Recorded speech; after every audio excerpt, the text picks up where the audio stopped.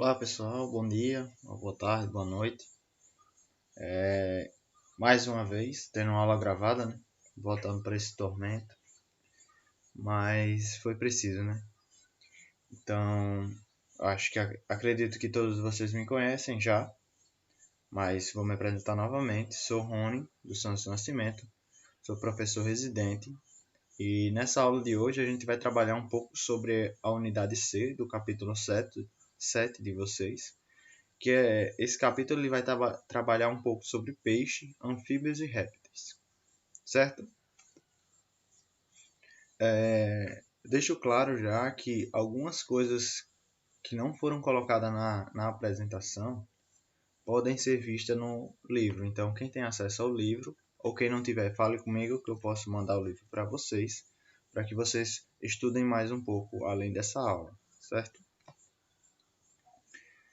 Então, primeiramente, vamos explicar um pouco o que vamos abordar nessa aula e o que esperamos de explicação. Então, primeiramente, a gente vai diferenciar um pouco o que significa endoesqueleto e exoesqueleto. Então, diferenciar um pouco desses dois.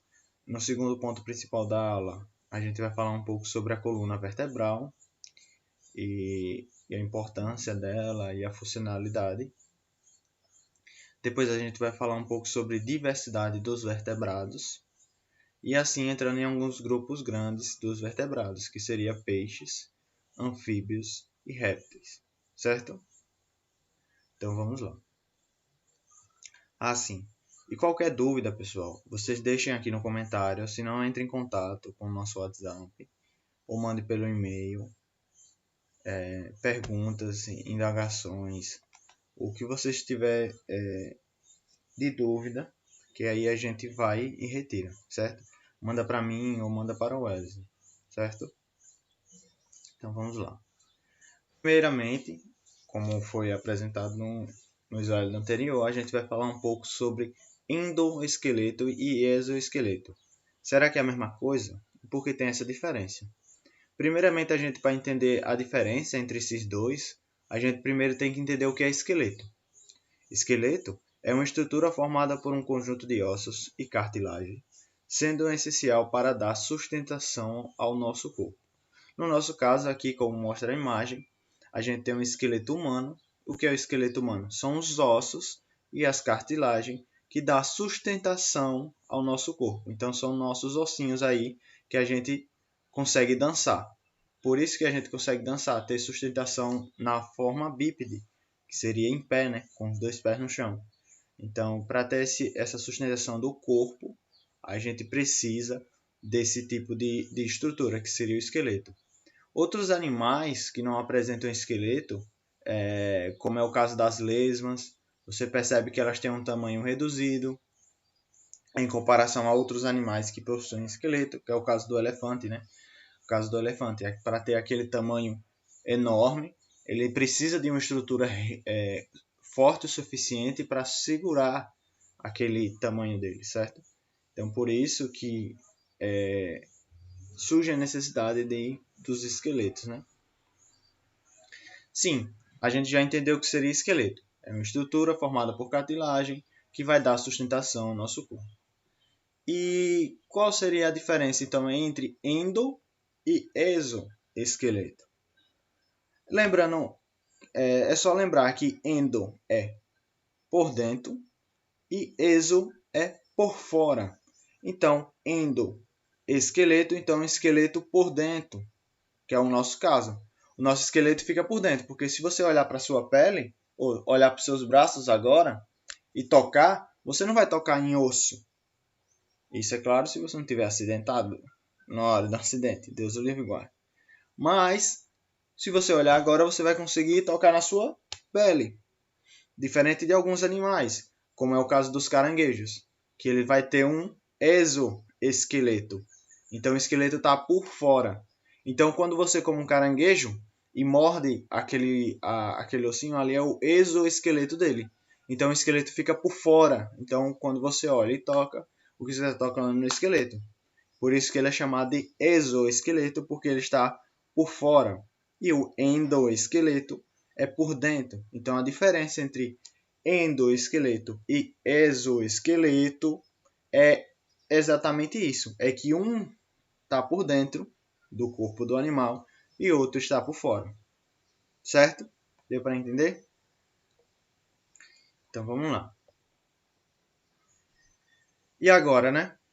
A gente vai falar um pouco sobre coluna vertebral. A gente sabe o que é coluna. Todo mundo tem uma coluna.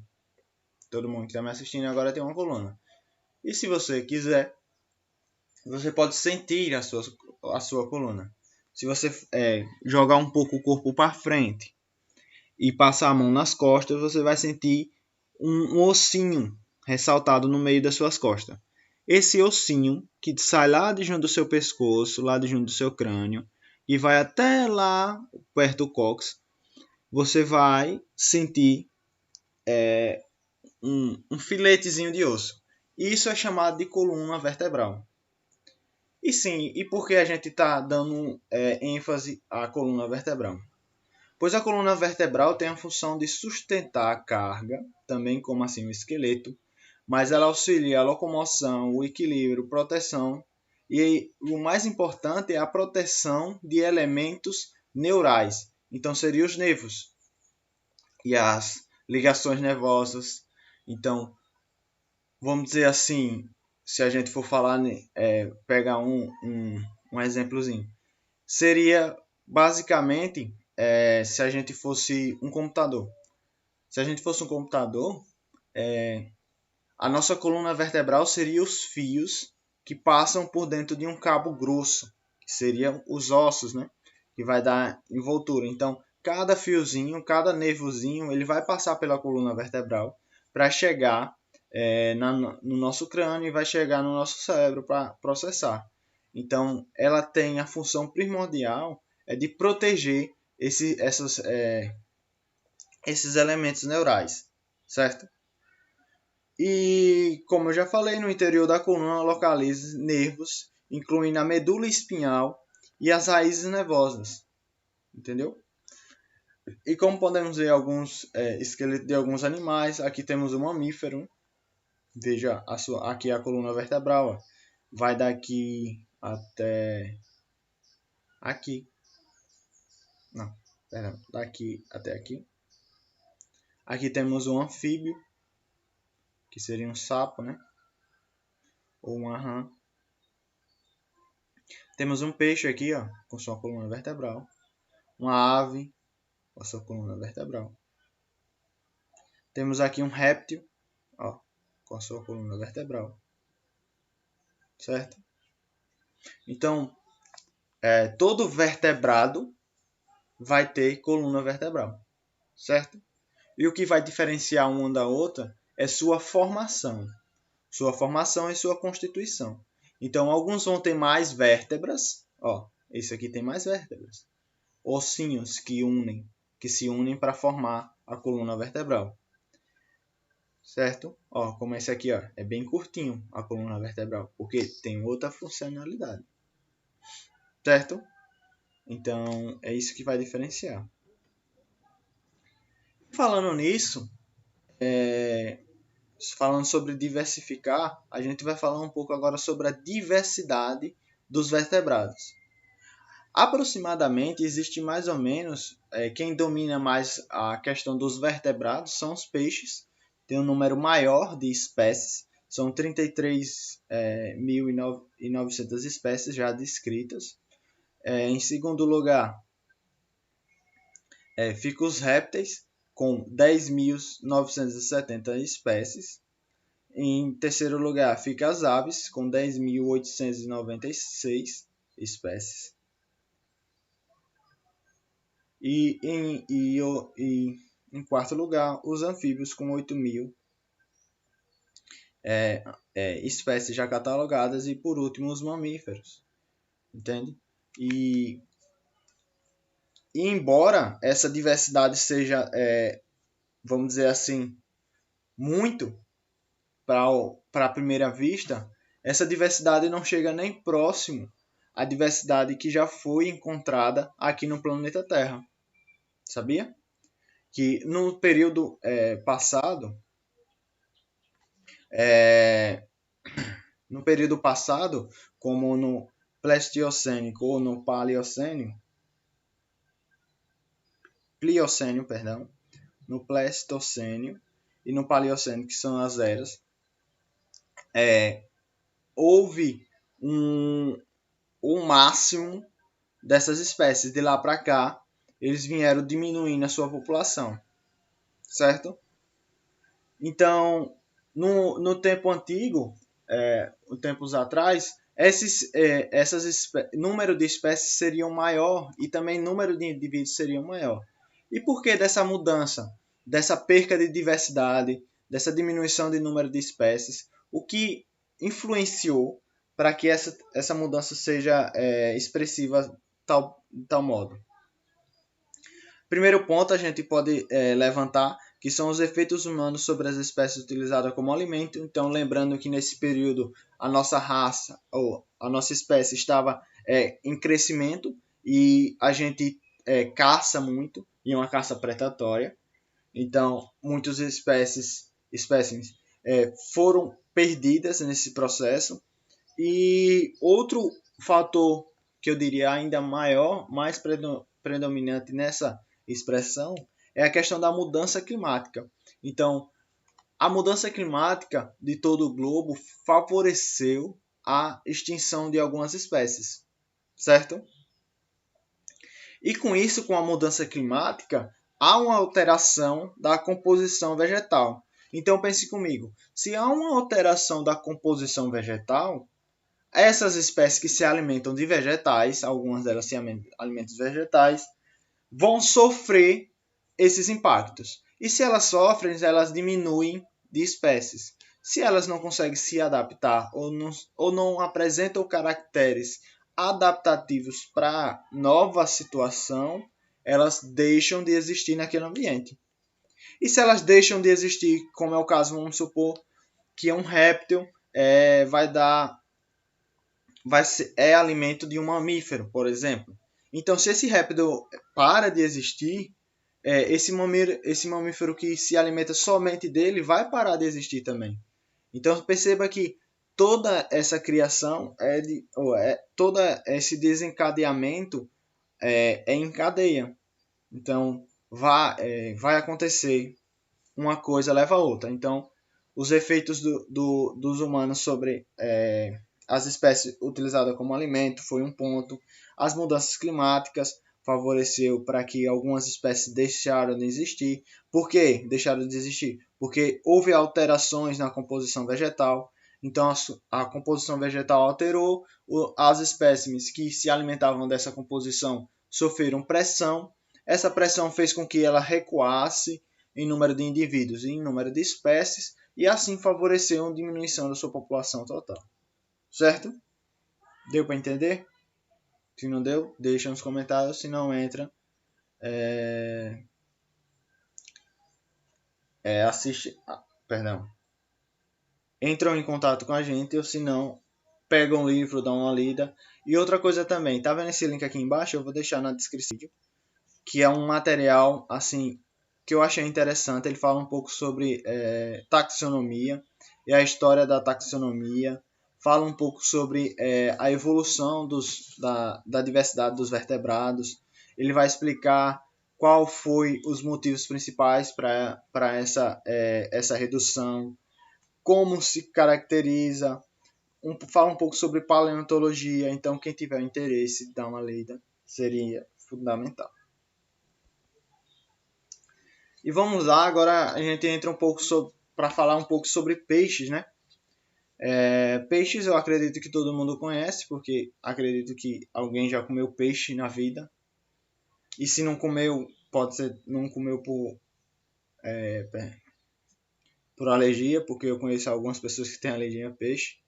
Então, vamos lá. Então, alguém pelo menos já viu, ou se não viu, tá vindo agora. Então, o que são peixes? Peixes são animais de ambiente aquático, sendo esse de água doce ou água salgada. Certo? Como podemos ver isso aqui, ó, Esse aqui da imagem aqui em cima é um peixe de água salgada, que vive em corais e tal.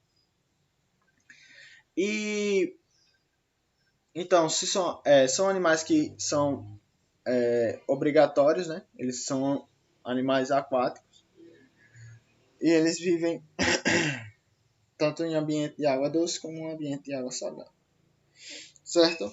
E já que eles vivem em ambiente dentro d'água, como é que eles respiram? A primeira pergunta, né? Acredito que muitos de vocês saibam como eles respiram, que é a questão das brânquias. Então, como é que funciona esse processo de respiração? Antes de tudo, de entender como é que ocorre o processo de captação das brânquias pelo oxigênio, a gente tem que entender uma coisa. O peixe ele não vai tirar o oxigênio da molécula de água, como em alguns vídeos ou em alguns materiais apontam que o peixe tira o seu oxigênio da molécula de água. Não. Dentro da água existem diluições de alguns gases. E dentro desses gases, a gente tem a presença do oxigênio. Então, o oxigênio está diluído dentro da água. É a mesma coisa de você pegar água e jogar café dentro. Não é que o café entrou dentro da molécula de água. Ele está dissolvido. Então, ele está misturado na água. Então, você imagine comigo agora que eu pego um pacotinho de oxigênio e jogo dentro d'água. Essas moléculas de oxigênio vão se diluir ali naquela água e vão ficar ali dispersas, como é o caso do café. Ela vai ficar ali, ela vai mudar a cor do café. Então, ela vai ficar ali dentro da água dissolvida, certo? Já que você entendeu agora que o oxigênio está dissolvido na água, a moléculazinha de oxigênio está dissolvida na água, como é que o peixe faz para captar esse oxigênio dissolvido na água? Ele vai primeiro abrir a boca, que aqui ó, a entrada de água. Então ele vai sair pela essa lateral aqui chamada de opérculo. Então ele vai abrir e fechar a boca e abrir e fechar o opérculo, que é essa região aqui. Embaixo do opérculo, a gente vai ter essas estruturas que são chamadas de brânquias, que aí essas estruturas têm pequenas velocidadezinhas com passagem de capilares bem fininhos, que vai favorecer o processo de saída e entrada de oxigênio por difusão, certo? Então, entrando por aqui, a água está mais rica de oxigênio do que essas brânquiazinhas aqui. E as brânquias estão mais ricas de gás carbônico do que a água. Então, por processo de difusão, o oxigênio vai passar para dentro das brânquias e o gás carbônico para fora das brânquias. Então, é assim que os peixes respiram, certo? E é sempre esse movimento da boca para as brânquias, certo? Antes de entrar nessa questão, alguns de vocês podem estar perguntando, sim, professor, mas eu já escutei um certo dia que um certo peixe respira fora d'água, que seria o caso, por exemplo, do bagre africano. Se vocês pesquisarem aí, o bagre africano, ele tem a capacidade de respirar ar atmosférico. E essa característica é tão importante e é tão, vamos dizer assim, tão forte para a sobrevida da espécie, que os bagres africanos têm a capacidade de viver até no rio Tietê. Com aquela poluição toda, ele consegue viver lá. Por que ele consegue viver lá? Porque ele consegue respirar o ar da atmosfera. E como é que ele consegue respirar o ar da atmosfera? Já que a água que está lá está bem poluída e basicamente não vai apresentar oxigênio, por causa da antrofiação e tudo isso. Porque ele tem um semipulmão, vamos botar umas aspas aí, ele tem um pulmão primitivo, que seria uma modificação da bexiga natatória. Então a bexiga natatória dele serve como um pulmão primitivo. E por isso que ele consegue respirar o ar atmosférico. Alguns outros bagres vai apresentar também essa capacidade, que é o caso aqui da nossa realidade, é o caso do caboge. Acredito que algum de vocês conheça o que é caboge, quem não conhecer, pesquisa. É um peixe, é um bagre também, é um bagre de couro, que ele consegue respirar fora d'água, certo? E agora vamos falar um pouco ainda sobre peixe, mas agora a gente vai entrar em outro critério, né? Que a gente vai falar um pouco sobre peixe cartilaginosos. O que seria um peixe cartilaginoso? Primeiramente, os peixes cartilaginosos são os tubarões e as raias. E são representados um grupo conhecido como peixes cartilaginosos. São assim.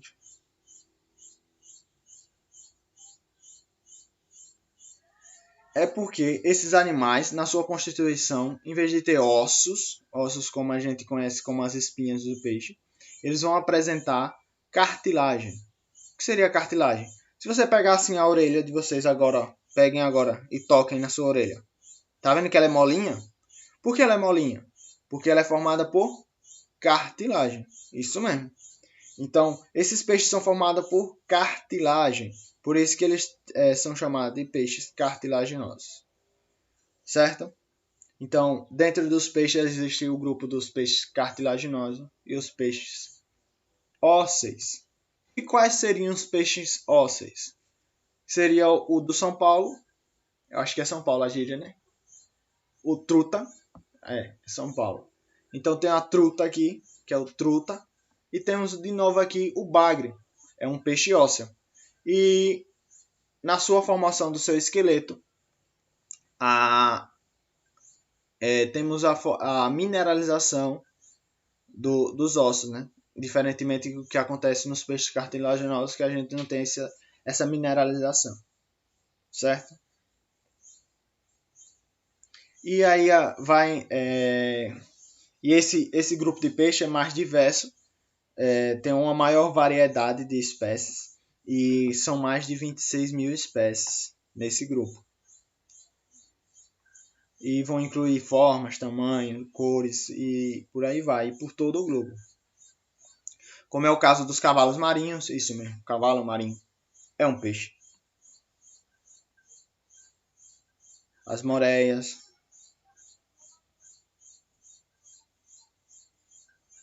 Certo? Então é isso. Então se eu perguntar na atividade qual é a diferença entre peixe cartilaginoso e peixe ósseo, quem vai saber disso? Quem vai saber? A diferença é que o peixe ósseo ele apresenta a mineralização das suas estruturas ósseas, certo? E já os cartilaginosos apresentam na sua composição do seu esqueleto cartilagem. Então vamos em frente.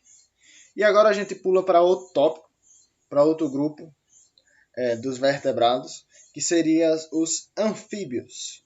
E o que seriam anfíbios? Anfíbios são animais vertebrados ectotérmicos e que apresentam uma pele bastante permeável. Então, essa pelezinha deles é bastante permeável. E por ter essa pele permeável e por não apresentar um pulmão tão, vamos dizer assim, derivado e bem adaptado, não seria bem adaptado a palavra, mas seria derivado, não apresentar um pulmão tão refinado para que consiga captar todo o seu oxigênio que consegue respirar. Esses animais, além da respiração pulmonar, esses animais vão apresentar outro tipo de respiração, que é a chamada respiração cutânea. E o que seria esse tipo de respiração? É a respiração pela pele. Isso mesmo. Já que existe a respiração pulmonar, que é pelos pulmões, a gente tem esse grupo com a respiração cutânea, certo? Lá nos peixes a gente tinha a respiração branquial, isso mesmo, peixe, respiração branquial. Anfíbios, respiração cutânea. Então esses animais respiram pela pele. No caso da salamandra aqui uma rãzinha.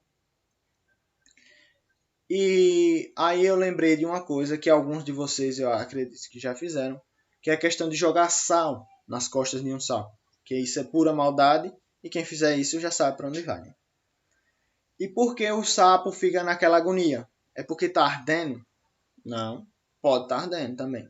Mas não é principalmente por isso. É porque quando você joga sal nas costas do sapo, o sal ele vai desidratar as células da pele do sapo. Com esse desidratamento, ele vai fechar os poros. Se ele fecha os poros, ele não consegue o quê? Respirar. Então você está matando o sapo não por causa do salgando ele, mas sim você está matando o sapo sufocado. Certo? Então, isso é a maior maldade do mundo que eu considero. Jogar sal nas costas do sapo. E os bichinhos, lembrando que os sapos, os anfíbios em modo geral, têm papel importantíssimo no equilíbrio dos ecossistemas. Tanto no ecossistema com a presença do homem, como não. Então, os sapos, eles vão comer barata, vão comer escorpiões, vão comer todas as pragas basicamente todas as pragas de inseto que existem nas cidades, eles vão comer. Então, eles estão ali para nos proteger. Então, são importantíssimos. E agora a gente vai falar um pouco sobre a divisão, porque na biologia a gente divide tudo e dá nome a tudo. Então vamos lá. Os anfíbios são subdivididos em 3 grupos. E quem faz biologia sabe, e quem já leu um pouco sobre biologia sabe que a gente gosta de dividir em 3 também. Porque 2 não dá, 4 é demais e 3 está suficiente. Então os anfíbios podem ser divididos em anuros, orodelos e apódides, certo? E o que seriam os anuros? É que apresentam 4 pernas e não tem cauda, É o caso desse aqui, ó. Ele tem 4 patas, ó, 4 perninhas, 1, 2, 3, a quarta aqui, ó, tá vendo aqui o dedinho? 4. Então isso aqui seria um anuro.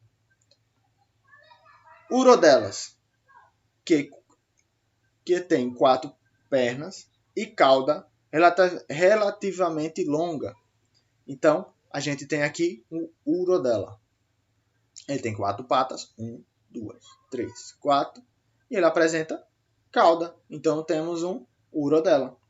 E o apódice, que não apresenta pernas nem cauda, que é o caso dessa aqui. É um anfíbio, não é uma cobra essa aqui, que a gente chama de cobra cega, que seria as cecílias. Certo? Vamos para frente. A gente agora vai falar um pouco sobre a reprodução desses animais. Lembrando que a reprodução de peixes também ocorre dentro d'água. Também é uma reprodução indireta e muito parecida com essa aqui. Então, o anfíbio adulto vai encontrar o seu parceiro. Eles dois vão acasalar, liberando as suas células germinativas. Aqui, ó, liberando suas células germinativas. Que essas células direta dispostas na água vão ser fecundadas ali, que é a fecundação externa. Vai formando o zigoto aqui. Depois da formação do zigoto, a gente tem a formação do embrião. Aí depois da formação do embrião, a gente tem o nascimento da larva. Então tem um período de larva, que é o girino. A larva sofre metamorfose. Então ela começa a aparecer, ó, uma patinha que não tinha. Aí ela começa a crescer as patinhas da frente. Até que ela vai perdendo essa cauda pelo processo de metamorfose. Até voltar ao ambiente semiterrestre. Certo? Aí ela vai se tornar um animal adulto e volta o ciclo novamente. Certo? Alguma dúvida? Então, a reprodução deles é indireta e a fecundação é externa, certo?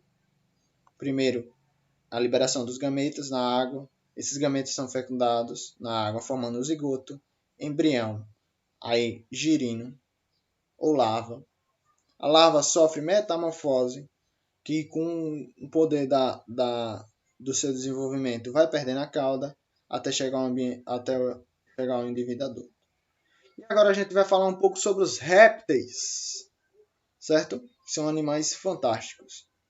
Os répteis são animais adaptados a viver em ambientes secos, pois apresentam inúmeras adaptações evolutivas que permitem resistir à perca de água para os ambientes, certo? E percebam que os grupos anteriores, como peixes e anfíbios, eles têm uma dependência que eu diria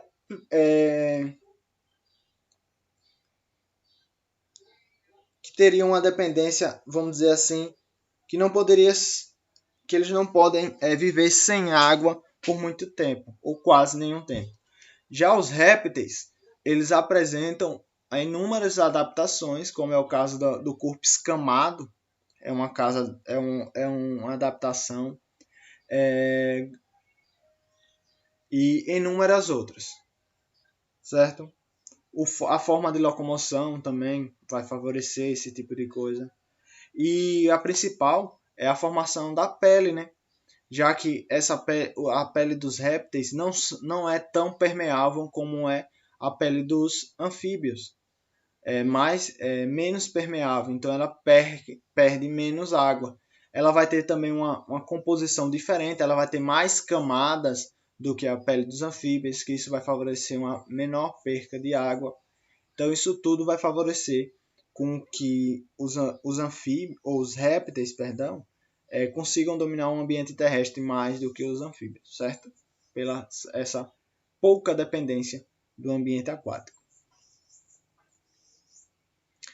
E a gente agora, de novo, dividir em 3 grupinhos. Os grupos principais que vivem atualmente, lembrando que no passado tinham mais grupos, mas atualmente existem esses 3 grupos primordiais.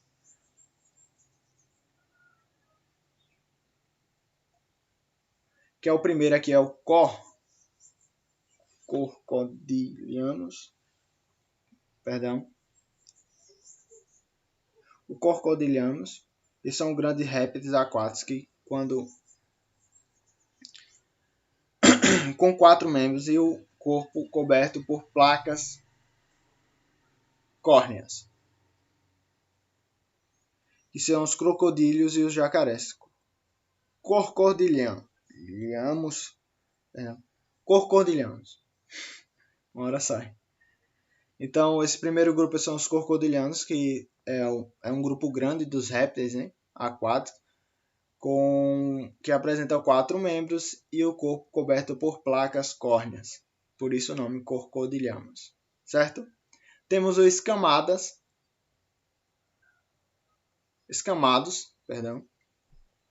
que tem um corpo revestido por escamas ou placas córneas, certo?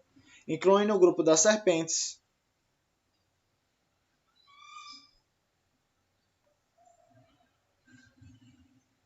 e o dos lacrodídeos.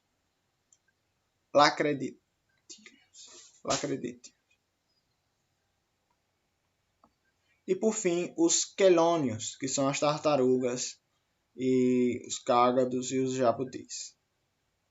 Certo? Então vamos aqui alguns exemplares. Aqui primeiro a gente tem um cágado, que é um quelônio que vive em água doce. Aqui o bichinho, que bonitinho. A gente tem um teiu, que é o grupo dos lacretídeos. Lacretídeos, perdão.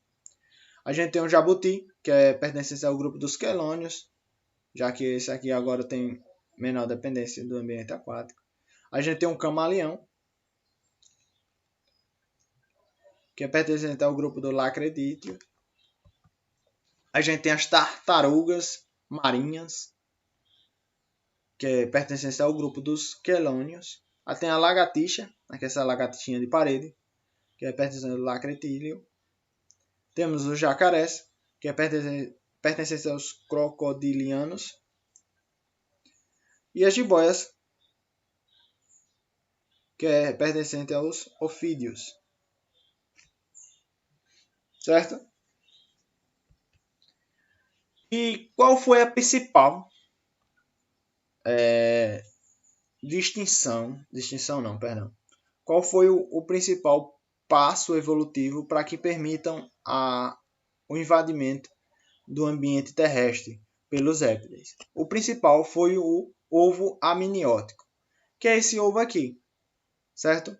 Que surge primeiro nessa composição nos répteis. Então, esse ovo faz com que o embrião se desenvolva fora da mãe, só que com maior independência, que não depende agora do ambiente aquático para viver, certo? Então, vai ter membranas que vão revestir, vai ter a questão dessa bolsa com reserva de nutrientes, que vai durar o desenvolvimento todo do embrião.